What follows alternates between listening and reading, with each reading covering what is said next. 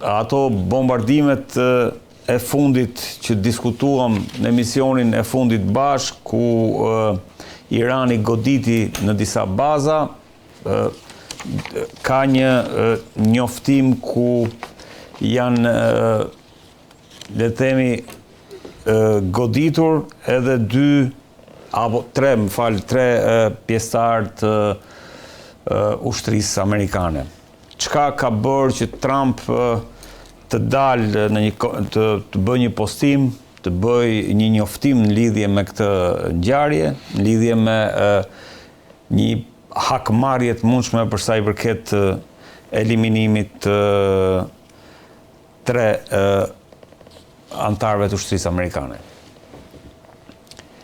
Si e vlerëson këtë moment dhe çfarë mendon se do të prodhoj ky moment tani më në këtë pikë konfliktit? Nuk është çështja e saj se çfarë do të prodhoj, pasi efekti i kësaj dhe qëllimi i kësaj ka nisur që me fillimin e luftimeve, pra që me datë 28 shkurt, ku ka nisur ky konflikt. Fakti që u vran para 2 ditësh 3 ushtarë amerikan nuk është, pra, për ushtrimin amerikan edhe për çdo person që vritet është keqardhje, pra në çfarë do lloj arsye, se çfarë do lloj rrethane që vritet, por nuk është se ka në atë aspektin që për shkak të këtyre treve tashmë Amerika është detyruar të vazhdojë ose të qëndrojë në këtë luftë për shkak se u vran 3 ushtarë amerikanë, ndërkohë që edhe numri i plagosurve në këto 3 ditë të fundit ka qenë shumë herë më i madh se sa i të vrarëve. Dhe po ta shohësh në aspektin ushtarak, pra 3 ushtarë në aspektin e konceptin ushtarak. Pra jo në konceptin e vrasjes së një individi, në konceptin e vrasjes së një individi, humbja e jetës është e barabartë për çfarëdo lloj individi. Pra nuk bëhet dallim te X ose te Y. Absolutisht. Por në konceptin e vet ushtarak, humbja e jetës matet me vlerën që ka çdo person në funksionin dhe detyrën që kryen në këtë strukturë ushtarake. E qartë. Pra, humbja e jetës së 3 ushtarëve të thjesht nuk është me të njëjtën vlerë në këtë aspekt me humbjen ose me nxjerrjen nga funksionimi të 12 pjesëtarëve të dy avionëve Cistern të bombarduar me datë 18 në bazën ajrore në Arabinë Saudite. Pra në kuptimin operacional të tyre. Pra në këtë aspekt ushtarak. Por gjithsesi ajo që po ndodh, pavarësisht vrasjes së këtyre ushtarëve dhe plagosjes të tjerëve, stash që është një proces cilin iranianët e kanë nisur prej fillimit luftës të këtij konflikti. Në prill, nëse mbani mend, në prill iranianët dërguan një kërkesë nëpërmjet Pakistanit, një kërkesë e formalizuar dhe formale, të cilën pothuajse të gjithë e pam dhe lexuam që doli edhe publike, që Irani kërkonte Shtetet Bashkuara të Amerikës që të largonte bazat ushtarake nga Gjiri Persik. Po, kemi diskutuar eviction note, e kemi diskutuar edhe në emision. Dhe duke qenë se kjo eviction note nuk u bë, tashmë iranianët janë duke e bërë këtë eviction note të forcuar. Pra ajo që ka nisur tashmë është kjo largimi këtyre bazave në mënyrë të forcuar. Dhe aktualisht kanë filluar goditën të gjitha bazat, pra bazat në Kuvajt, bazat kyçe, në Kuvajt, në Bahrein, në Saudi, në Katar, në Emiratet e Bashkuara dhe në Jordani. Si po ndodh, gjatë kësaj periudhe kemi pasur lëvizje të këtyre bazave. Pra, njëra nga baza amerikane, pra komanda qendrore e flotës së 5 amerikane, e cila ndodhet në Bahrein, aktualisht është operative vetëm 60%. Po, këto janë pak a shumë. Po, në Bahrein është operative vetëm 60%. Pra e ka mbyllur aktivitetin e saj për pjesën e saj 40% sepse nuk ka kapacitete të mbrojë bazën të mbajtur. Pra e ka lëvizur të ato të saj. Asetet e saj nga baza. Kurse qendra e kombinuar e operacioneve ajrore, e cila ndodhej në Katar, në bazën Al Udeid, është mbyllur fare dhe është vendosur në Karolinën e Jugut në Shtetet Bashkuara të Amerikës. Në Al Udeid, Po, ka qenë në Katar. Në Katar, po. Pra qendra e kombinuar e operacioneve ajrore për gjithë Gjirin Persik është mbyllur dhe është vendosur në Shtetet Bashkuara të Amerikës në Karolinën e Jugut në një bazë ajrore atje. Mbyllur përfundimisht për arsye se baza është shkatëruar në atë drejtë që nuk ka kapacitete funksionale më dhe operative. Gjithashtu kanë filluar goditën të gjitha bazat e tjera, pra bazat në Emiratet e Bashkuara, bazat ajrore në Emiratet e Bashkuara, bazat ajrore në Arabinë Saudite që përdorin avionët amerikan dhe bazat ajrore në Jordani. Dhe goditja e këtyre bazave, pra pse është bërë kjo në mënyrë të organizuar nga Po, sepse bën përshtypje. Është bërë në mënyrë të organizuar në mënyrë që të fillojë kjo zhvendosje. Pra kemi një plan iranian i cili nuk u bë sot për sot. Tregon që kemi një plan iranian të bërë vite më parë ose dekada më parë. Se si duhet ta bënte këtë. Dhe bombardimi i gjitha këtyre bazave me radhë. Çfarë ka sjell? Në rast se ti bombardon gjitha këto baza me radhë. Pra në fillim i bombardoi gjitha bazat duke i degraduar nga mbrojtja kundërajrore. Po. Dhe pasi ti degradon nga mbrojtja kundërajrore, atëherë kjo bazë është e pambrojtur. Dhe gjitha asetet ajrore që ti ke këtu, që do i përdorësh në luftën e Iranit, atëherë ai të fillon t'i godet. Dhe ti duhet t'i largosh to, sepse shiko, edhe afërsia dhe këto, dhe fillon i largon, pra i largon nga këto baza. Pra edhe bëhet largimi këtyre dhe ku i çon në Jordani. Në 2 bazë ajrore. Ju keni vetëm një bazë, por është një bazë ajrore këtu në Jordani. Po duhet të kemi edhe një hartë tjetër aty regjia. Gjithsesi ajo është okay. Po. Mirë, është mirë kjo dritan? S'ka rëndësi, një bazë. Mbani këtë doni nuk prish punë. Pra, dhe të gjitha këto asetet ajrore janë duke i mbledhur dhe duke i çuar këtu në Jordani sepse është më larg Irani nga Jordania. Edhe në momentin që lëshon një raketë, në momentin që ti lëshon raketën nga Irani për të ardhur këtu, pra koha e reagimit është shumë e shkurtër sepse distanca e raketës për të mbërritur është më e shpejtë. Është më e shpejtë. Po, normalisht. Dhe reagimi është pothuajse zero. Për këtë arsye, iranianët çfarë bën? E nisën këtë proces në fillim me goditjen e të gjithë radarëve me rrezet largët shikimi. Pra radarët që kishin rrezet e largët shikimi, ata u goditën të parët në luftën 43 ditore. Më pas u goditën radarët që i përkisin mbrojtjes kundërajrore dhe raketore, që ishin radarët e Thatit dhe radarët e Patriotëve. Në këtë mënyrë, qëllimi ishte që të qorrohej Shtetet Bashkuara të Amerikës. Pra të mos mund të përcaktojë. Kuptimi strategjik. Dhe më pas, pasi u arrit kjo, automatikisht filloi goditja e baterive të raketave Patriot dhe baterive të sistemeve kundërajrore mbrojtëse të Shtetit Bashkuar të Amerikës në këto baza amerikane që ndodheshin në këtë rajon. Në momentin që ti ja heq këtë mundësi të mbrojtjes, automatikisht pastaj goditja është e lehtë. Dhe çfarë po bën tashmë? Po i zhvendos, dhe Shtetet Bashkuara të Amerikës janë detyruar të zhvendosin siç ndodhi goditja në Arabinë Saudite. Goditja në Arabinë Saudite që ndodhi me datë 18, ndodhi me një precizion tepër të lartë. U goditën 2 avion.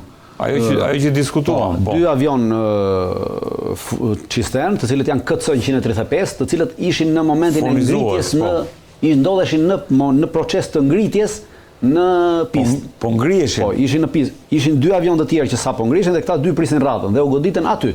Pra, do me thënë që informimi direkt, pra vëzhgimi direkt i iranianëve është shumë i lartë.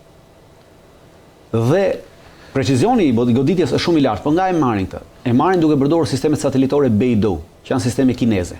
Dhe këto Beidou, sistemi kineze ju kanë dhënë atyre një precizion me diferencë 5 metra nga goditja e objektivit.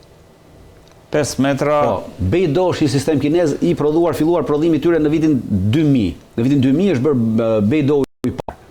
Lindi në vitin 93. Pra, gjithë kjo solli për shkak të një gabimi operativ të Shtetit Bashkuar të Amerikës. Në vitin 1993, Shtetet Bashkuara të Amerikës ndaluan një anije kineze e cila çonte mallra drejt Iranit. Dhe CIA pretendonte që kjo anije mbante materiale nukleare për Iranin. Dhe ç'a bën? Në atë kohë ekzistonte vetëm një sistem komunikimi dhe kinezët përdorin GPS-in, pra sistemi GPS që kontrollon Shtetet Bashkuara të Amerikës. Dhe ç'a bën? Ç'aktivizuan sistemin GPS duke detyruar anijen që të qëndronte për gati 2 javë, 3 javë në det hapur, sepse nuk dinte nga të shkonte pa GPS, pra nuk gjente dot rrugën. E qartë. Në fund pare ranë dakord që kjo anije të vinte në brigjet e Arabisë Saudite, atje u bë kontrolli dhe rezultoi që nuk kishte asgjë. Pra anija ishte bosh, nuk kishte ajo çfarë pretendonte, por në këtë moment kinezët e kuptuan që ishin të varur me sistemet satelitore nga Shtetet Bashkuara të Amerikës. Dhe në këtë moment filluan ndërtimin e sistemeve të tyre satelitore. Dhe kanë bërë Beidou. Pra ka filluar në vitin 2000 dhe në vitin 2020 Beidou është operacional i plot dhe ka disa mbi 20-30 satelit që mbulojnë gjithë botën dhe ka antena të fuqishme satelitore në pothuajse 165 vende të botës. E qartë. Dhe mbulon gjithë këtë me precizion të lartë. Ky është sistemi me cilin po punon. Këtë sistem aktualisht punon Irani dhe me këtë sistem GPS-i Beidou ka edhe raketat me precizion të lartë që i përdor dhe që jep komand edhe gjatë fluturimit dhe mund ndryshojnë edhe mund devijojnë edhe gjatë fluturimit. Pra goditja që është bërë ndaj këtyre 2 avionëve. Ndaj këtyre 2 avionëve. Pra një ego e një agjencie zbulimi solli një rezultat pasojat e cilit u pan pas 30 viteve. Po. Pra këto janë ato problemet që diskutojnë gjithë për egot e agjensive ose të personave që mund sjellin probleme. Pra, këto tani janë iraniane, dritana apo raketat janë iraniane. Gjithçka është prodhim iranian. Sistemi është Sistemi i që përdorin, zbulimit strategjik. Sistemi satelitor që përdorin është kinez. Pra, okay. Edhe GPS-i përdorin atë. Siç fjala vjen në Ukrainë përdorin sistemin amerikan. Sistemin amerikan, ta përdorin sistemin kinez. Dhe ndaj këtyre raketave nuk mund të bëhet interferim GPS-i, sepse ti nuk e posedon këtë sistem. Për këtë arsye janë të painterferueshme. Dhe kanë rritur precizionin lart. Po tash çfarë bëjnë iranianët? Duke detyruar Shtetet Bashkuara të Amerikës të lëvizin avionet e tyre. Dhe avionet e tyre po i heqin nga këto baza të cilat nuk mund të mbrojtësve dhe po i çojnë në Jordani, e cila është më larg. Në Jordani ku ndodhi ajo që Akaba edhe një bazë tjetër, që u vran ata tre pjesëtarët. Në rast se ti lëshon raketat që raketat iraniane shtrihen pothuajse në këtë brez mes përmes Iranit. Po. Pra dhe i lëshon këto raketa iraniane deri këtu. Pra koha është më e gjatë, sistemi i detektimit ekziston deri diku, pra mund ta kapësh dhe mund të reagosh. Por ama në moment që ti i përqendron këtë avion këtu, pra përqendrimi i avionëve është më i madh, dhe çfarë? Dhe iranianët pse po e bëjnë? Pra po i fusin amerikanët në atë që quhet në një kurth strategjik. Ose ajo që quhet thes strategjik. Pra ti armikun e detyron të futi në një thes operacional. Thes operacional ose po kemi diskutuar këtë koncept te Rusia. Pikërisht, po krijon një thes operacional në këtë rast. Duke i hequr të gjitha këtu, i sjell tu, duke i mbajtur të shpërndara këtu, pavarësisht se nuk mund t'i mbrojë dot, pra nuk i mbron dot. Iranianët duhet të lëshojnë për shembull 20-30 raketa. Ndërsa duke i përqendruar këtu, atëre objektivi është vetëm një, numri i raketave është më i vogël dhe goditja është më e përqendruar dhe më e madhe. E qartë. Por edhe këtu në Jordani, edhe këtu ka bërë që një pjesë të aseteve kryesore, Shtetet Bashkuara të Amerikës duke bërë këtë llogari që mund i kanë hequr. Për shembull, në Jordani kanë pasur 2 avion zbulus MQ-4 Triton. Njëri nga avionët zbulus MQ-4 Triton kemi diskutuar që është rrëzuar nga iranianët. Para dhe kishte mbetur vetëm një tjetër. Para 3 ditësh e kanë hequr MQ-4 Triton dhe e kanë sjellë në Sigonelat Italisë. E kanë hequr nga aty për shkak se rrezikon. Sepse rrezikon që të sulmohet dhe e kanë shuar në Sigonelat të Italisë. Dhe tashmë, pra, po kjo është kohë operacionale, pra nga Sigonela të ngrihet, të vi, të kontrollojë, të fluturojë për 12 orë, 18 orë, pastaj të iki prapë të mbushet, të vi, pra një kohë të cilën ti e ke bosh pa kontroll. Dhe këtë kohë bosh pa kontroll iranianët duke qenë se kanë nën kontroll sateliti kinez, e kanë të qartë se kush vendosen avionët dhe në moment si zhvendosen avionët. Dhe shfrytëzojnë këtë situatë për të goditur në kohë që ti nuk ke sy dhe vesh në ajër për këtë punë. Dhe çfarë po bëhet? Po përdoret një tjetër, aktualisht një pjesë të avionëve i kanë zhvendosur 2 ditë e fundit në drejtim të Izraelit. Shtetet Bashkuara të Amerikës. Deri tash Izraeli nuk ka hyrë pjesë e kësaj. Bombardimi që ka qenë por ama iranianët çfarë bën? Po lozin me atë, po bëjnë veprime në një bazë nën toksore në Iran. Ajo që quhet Mali Pikaksi. Po. Çfarë ishte ajo se ajo është një bazë nën toksore e ndërtuar e mbaruar në vitin 2025, e cila ka marrë diku rreth 10-12 vjet ndërtimi, është 500 metra nën tokë, nën një mal graniti. Pra mali është i gjithë granit. Nuk ekziston sot as edhe një lloj bombe në asnjë nga vendet e botës, pra përfshin Amerikën, Rusinë, Kinën, as ato GBU, asnjëra nga ato që mund ta penetrojë këtë. Edhe ato bomba të mëdha nuk mund të penetrojnë më shumë se 100 metra thellësi. Por jo në granit. Jo në mal graniti. Dhe iranianët çka kanë bërë? Kanë filluar lëvizje të shpeshta të mëdha gjatë këtë. Për të dhënë idenë, unë mendoj, pra mendimi im është që për të dhënë idenë e gabuar se aty iranianët kanë futur centrifugat e uraniumit dhe po vazhdojnë pasurimin e uraniumit për ta bërë atë të gatshëm në një nivel të lartë, pra nga 60% ta çojnë mbi 80% dhe kur e çon ti mbi 80% atëherë ai është i gatshëm për ta përdorur për reaktor për bombat bërthamore, për koka bërthamore. E kanë dhënë idenë se mediat izraelite kishin këtë. Kjo është dhe po bie në kurthin e iranianëve për 2 arsye. Pra, në moment që ti ta sulmosh shumë ajo se pra që ti ta sulmosh të malin. E para nuk mbrin asnjë rezultat me sulmin e këtij mali. Por që ta sulmosh të malin, atëherë izraelitët kanë problemin se po bëri Irani bombë bërthamore, ata rrezikojnë. Dhe nuk duan ta lënë të bëjnë bombë bërthamore. Dhe në këtë moment do marrin pjesë edhe izraelitët. Por në moment që Izraeli merr pjesë në këtë sulm, atëherë i jep mundësinë Iranit që të kundërpërgjigjet dhe të godasit gjitha këto, se Izraeli ka 4-5 baza ushtarake. Po, dalim ke një hartë aty regjia. Të gjitha këto asete ushtarake amerikane që po grumbullohen tashmë dhe po shkojnë drejt Izraelit për arsye garancie dhe sigurie, do të jenë të grumbulluar në 3-4 baza. Pra gjithë fuqinë ushtarake që ka ajrore është duke grumbulluar në Izrael, në një vend të vogël si Izraeli. Dhe në këtë moment, kur ti e grumbullon këtu, Atëherë është objektivi më i thjeshtë dhe më i lehtë për Iranin për të goditur dhe për të shkaktuar shkatërrim total. E para, e dyta, në rast se të fut në këtë kurthin që po ndërton, që ti të godasësh këtë malin i cili ndodhet diku këtu. Po, regjia e kam edhe hartën, te Natanzi është, te Natanzi, ja ku është. Ja ku është, po. Po. Është këtu afër Natanzit, ndodhet diku këtu. Në momentin që ti e bën këtë, për të goditur këto bomba, për të lëshuar këto bomba, aty ti duhet të përdorësh ose B2-shin ose B52-shin. Sepse këto janë bomba gravitacionale, pra si kjo është bombë gravitacionale. Bombë gravitacionale do thotë një bombë e cila nuk ka drejtim, por lëshohet dhe për shkak të gravitetit bie poshtë. Edhe shkon drejt. Pra ikën drejt kjo bomba dhe kjo bomba që të ketë efekt duhet të lëshohet mbi objektiv. Pra i bie që B2 ose B52. Këtu është ai shkomi granitit se këtu. Pra i bie që B2 ose B52 ti jetë jo direkt pikë me këtë, po ti jetë pak më këtej sepse për shkak të inercisë të fluturimit atë po është thjesht gravitacionale, por duhet të hyjë në territorin e Iranit. Pra në moment që hyn në territorin e Iranit, pra është një kurth dhe unë dyshoj që iranianët absolutisht tashmë në bashkëpunim me rusët dhe me kinezët. Ja, absolut, bashkëpunimi tyre strategjik vazhdon pa ndërprerje.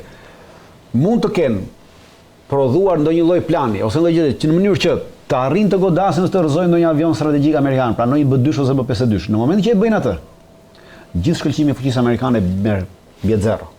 Pra plani është për të rrëzuar ata B2 ose B52. Mjafton njërin godasësh.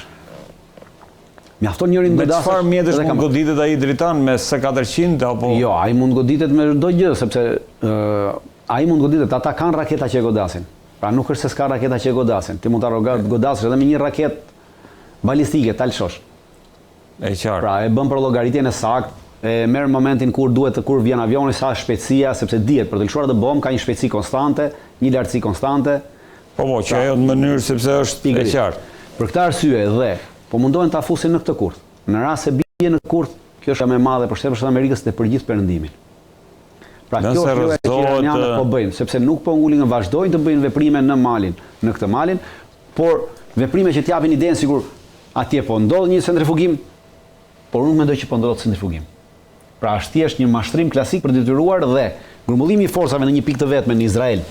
Jep Iranit mundësinë që nesër të godasë Izraelin, sepse sot nuk ka mundësi ta godasë Izraelin, për sa kohë Izraeli nuk e ka goditur Iranin. Po, aktualisht nuk është përfshirë. Në rast se izraelitët e bëjnë këtë gabim dhe përfshihen në goditje kundër Iranit, atëherë Irani në atë moment e godet për dy arsye. Para godet Izraelin dhe të gjitha objektivat amerikane në Izrael, duke shkaktuar dëme të mëdha në aspektin operacional ajror.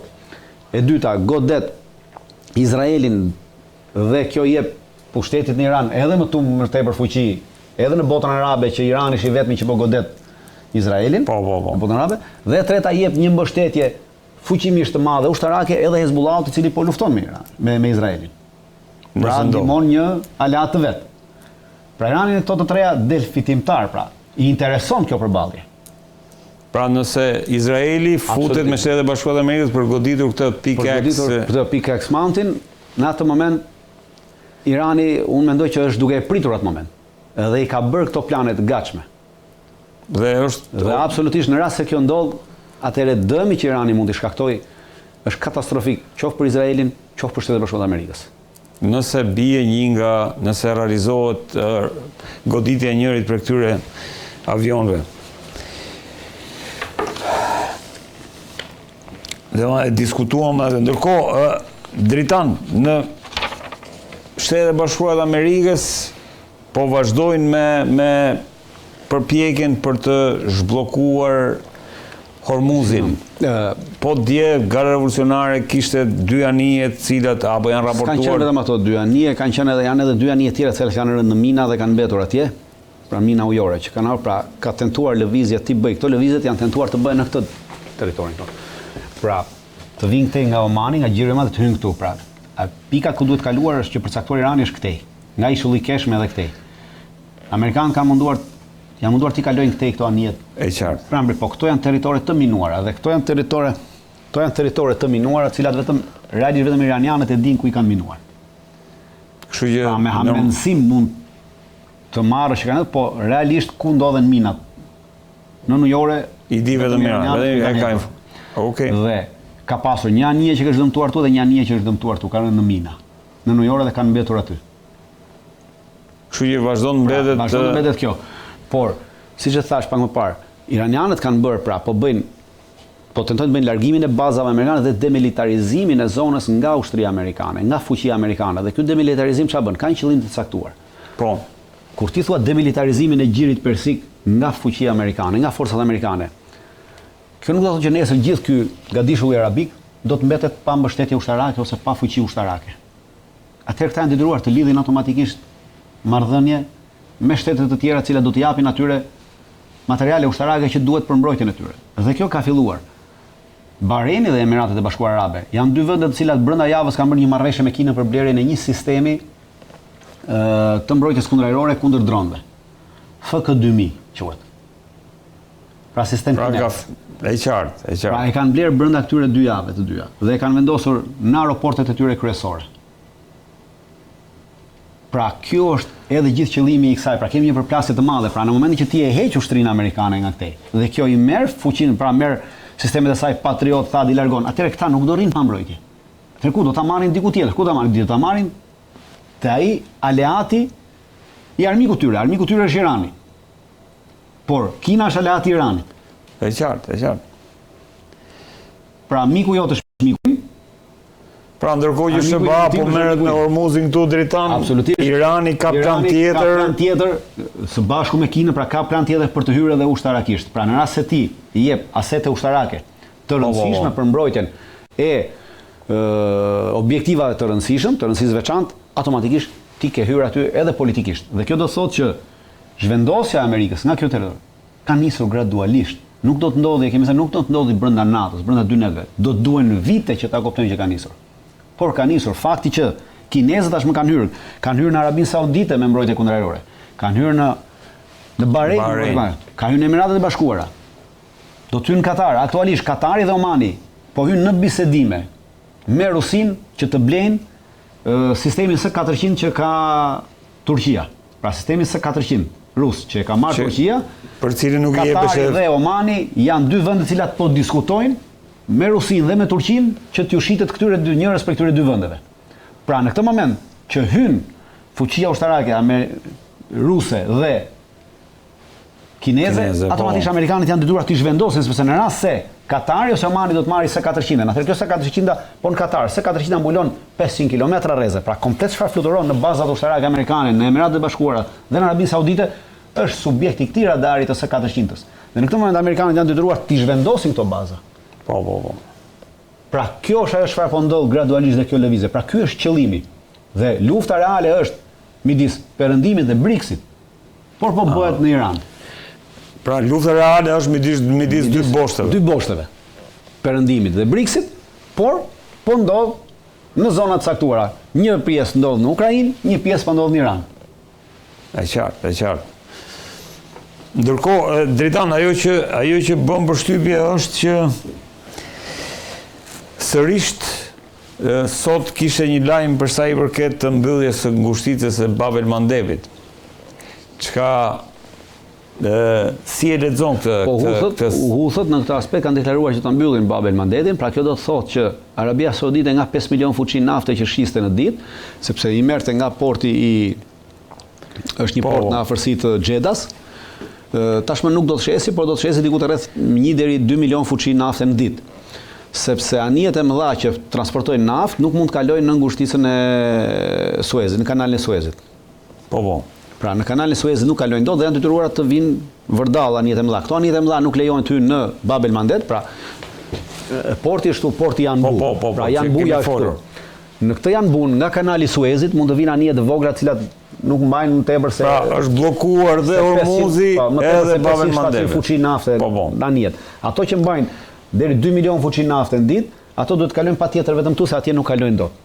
Pra janë bllokuar anijet e mëdha dhe janë lënë vetëm voglat që vinë nga ande këtej. Dhe kjo do të thotë 1 milion, 2 milion fuqi nafte në ditë, domethënë që do të shkojmë drejt një krize ekonomike të ardhshme, krize e cila do të fillojë të ndihet të paktën pas 3 muajve. Pra në rast se kjo do të zgjasë, ky efekt do të zgjasë 1 muaj e më shumë, atëherë kjo krizë ekonomike për shkak të kësaj nafte do të japë efektet e saj pas 3 muajsh. Dhe pas 3 muajsh do të kemi rritje kolosale të çmimeve, rënje të energjisë elektrike, rritje të çmimit të energjisë elektrike, pra problemi ndryshme dhe baza kryesore ku do të jepë efektet e para do jepë në Azi, sepse Arabia Saudite mbulon Azin Do t'i japin gati afër nëntorit dhe tetorit para zgjedhjeve. Në atë pikë, në atë moment do t'i japi efektet. Prandaj është zgjedhur sepse gjithnjë kjo që ndodh jep efektet pas 3 muajsh. Dhe prandaj këta po ecin, prandaj them që kanë një plan të qartë dhe të mirëfillt për të dhënë këto efekte. Dhe vendet cilat nuk kanë efekt në mes, Rusia s'është produse e naftës, edhe e gazit dhe shet, Kina e cila ka marrëdhënie me Rusinë dhe blen, nuk ka përndet, dhe gjithë aleatët e tyre që i përkasin BRICS-it që nuk kanë për të pasur këto probleme. Ndërsa gjithë pjesa tjetër e botës do të ketë këto probleme ekonomike dhe krizë, përfshi edhe Shtetet Bashkuara të Amerikës, cilat do të ndikojnë automatikisht në zgjedhjet e nëndorit. Dhe pastaj lirisht mund të themi që Kina dhe Rusia kanë ndërhyrë në zgjedhjet e nëndorit, sepse kjo është një lloj ndërhyrje pra politike e jashtme. Kjo është për mënyrën ajo që po Dritan, ndërkohë që dhe ti e the që jemi përballë një lufte të madhe midis dy blloqeve. Rusia dhe Kina nga njëra anë, Shtetet e Bashkuara dhe Perëndimi nga ana tjetër. Regjia duhet të kemë një hartë aty ku është një për atë luftën totale. Pse mendon se duke qenë se palët janë në konflikt hapur, pse mendon se Shtetet e Bashkuara të Amerikës nuk do ta marrin një vendim për të ndërhyrë ushtarakisht me trupa në Iran, duke qenë se vihet në diskutim roli i tyre në ditët e mesme për herë të parë pas shumë viteve. Trupa duhet para të kesh këto baza operacionale. Pra bazat operacionale nga cilat mund të jetë me trupa po bëhen zero, pra po zerrohen. Po hiqet mundësia e funksionimit të tyre bazave operacionale. E qartë. Ti duhet të nuk mund hiqeni nga mendja që mund të bësh sot një operacion ushtarak toksor pa mbulim nga ajri. Nuk ekziston. Në luftën e parë ekzistonte, në këtë kohë nuk ekziston më. Nuk ekziston më. Pra duhet patjetër që ti të kesh mbështetje nga ajri. Dhe në moment që ti këta avion i ke hequr nga këto baza ku i kishe, ke hequr avionët këtu ke hequr avionët, nga këtu i ke hequr avionët, i ke çuar këtu. I ke çuar këtu në Jordani ka avion. Po. Pra në Jordani dhe në Izrael. Pra imagjinoni në rast se ushtari do të hidhet këtu. Ti duhet mbështetje ajrore menjëhershme. Dhe ti duhet të mbash në rotacion në ajër mbi 1000-1200 avion gjatë gjithë kohës në ajër. Që të për të mbrojtur këtë. Por këta 1000-1200 avion që ti mbash në ajër, pra duhet të gjëroj sepse fluturojnë me kohë 2 orë, 3 orë. Pra duhet të zëvendësohen. Dhe në total ti duhet i kesh mbi 2-3000 avion që të mbash ta 1200 avion në ajër. Sepse është rotacioni që bën. Por ti mbash ta 2-3000 avion, ku do ti mbash? Sepse nuk ke baza operacionale nga ti ngresh, sepse nuk mund ti ngresh, pra këtu baza këtu nuk ekziston, baza këtu s'ekziston, baza këtu s'ekziston më, baza këtu s'ekziston më. Baza këtu nuk ekziston. Prandaj janë goditur po thua që këto në mënyrë që mos i kesh bazë operacionale për të mbuluar këtë operacion. Nesër një operacion ajrore. Nga këtu ti nuk i mbulon dot 24 orë, pra nuk e dhe lë pa mbulim, sikur edhe gjysmore ta lësh një pjesë të frontit pa mbulim, atë e ke humbur totalisht. Sot me zbulimin e sotëm, me avancimin e sotëm teknologjisë dhe të kontrollit të frontit, që ndodh sot, të dronëve dhe sateliteve. Kjo është nga ana ajrore. Pra ti nuk mund të bësh një bombardim disa orësh, po pastaj nuk e mbulon dot gjatë gjithë kohës. Pra është e pamundur që ta mbulësh se si ke këto kapacitete. E dyta, kapacitetet njerëzore. Sërish të duhen këto baza, pra të duhet kapacitete njerëzore nga Iraku. Mundësia është zero, sepse kjo është zonë shiite, e mbuluar me shiite. Pra është e pamundur nëpërmjet kurdëve dritan se ajo edhe nëpërmjet kurdëve është pothuajse zero mundësia sepse terreni këtej. Se këtu thot pushtimi separatisti kurdëve. Po. Kjo është bërë që kurdët të luftojnë, po kurdët nuk kanë kapacitete. Kurdët kështu Izraeli nuk kanë kapacitete organizative të tilla dhe ushtarake që të arrijnë të shkaktojnë qeverisë iraniane ose forcave iraniane një dëm strategjik ose dëm operacional. Aktualisht gjatë gjithë kësaj kohe që kemi folur, gjatë gjithë këtyre bombardimeve të këtyre bazave, për çdo ditë janë bombarduar të gjitha bazat kurde në Kurdistan. Po. Pra duke hequr atyre mundësinë e një organizimi qoftë edhe nga ana taktike, qoftë edhe nga ana operacionale. Pra është e pamundur ta plus terreni i cili bëhet larg, është një terren malor dhe jo me rrugë të shtruara ose me rrugë të ndërtuara autostrada. Pra është e pamundur që të kalosh shtej me mjete ushtarake. Mund të shkaktoj një problem, po është e pamundur që të shkaktosh dëm një qeveri ose ta detyrosh që me veprimtarinë tënde këtu kjo qeveria të bjeri. Ose të shkaktosh probleme operacionale forcave ushtarake iraniane që aktualisht mbërrin në 1 milion, por nesër mund të mbërrin në 10 milion në një organizim tentativ pushtimi. Për ta bërë atë tentativën e pushtimit, sërish të duhen këto forca ushtarake që i fut këtu, të duhet i kesh në këto baza. Por në momentin që këto baza nuk janë operacionale, ditën për ditë, atëherë ti nuk grumbullon dot forca. Në rast se ti do bësh një forcë për të bërë një pushtim të mirë të gjithë Tibrezit nga këtu deri këtu të duhen vetëm këtu të duhen 200.000 forca pushtuese. Pa llogaritur. Pra, në moment që ti ke 200.000 forca pushtuese, forca mbështetëse të duhen edhe 400.000 të tjera. Pra në total të duhen 600.000 forca ushtarake ti mbledhësh në këtë rajon. Për të shkuar në atë Për të mbledhur këto 600.000 forca ushtarake në këtë rajon, të duhen 1 vit kohë, në rast se nis sot. Thjesht për t'i mbledhur. Thjesht për t'i mbledhur ato. E qartë. Dhe pse po e krahasojmë këtë me luftën e Irakut, Shtetet Bashkuara të Amerikës, ju deshën 9 muaj që të mblidhin një koalicion për 300.000 forcash. 9 muaj që ta mbin në Arabi Saudite, ta mblidhin në Arabi Saudite, në Jordani, në Siri, seriozisht në Jordani, në Arabi Saudite, në Katar, në Oman, në këto vende që të sulmonin Irakun. Pra të merrnin Kuvajtin. Jo Irakun, po të merrnin Kuvajtin. Një vend kaq i vogël.